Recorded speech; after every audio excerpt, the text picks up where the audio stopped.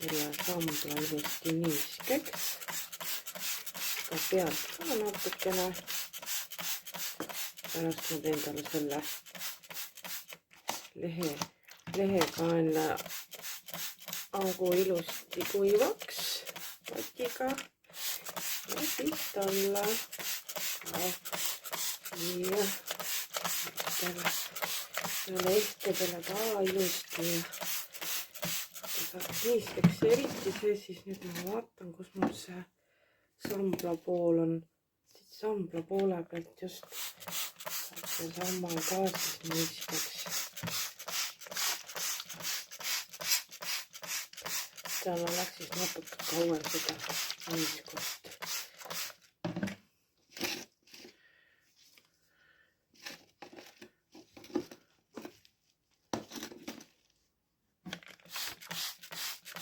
Korralikult.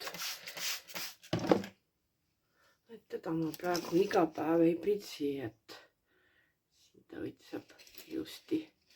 Et ei ole õitega ka midagi juhtunud peale ümber istutamist.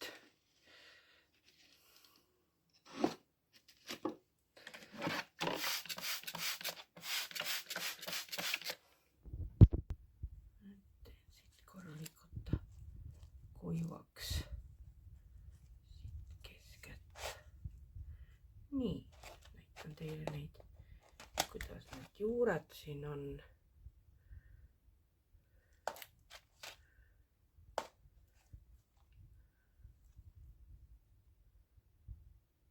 Juureotsad tulevad siit.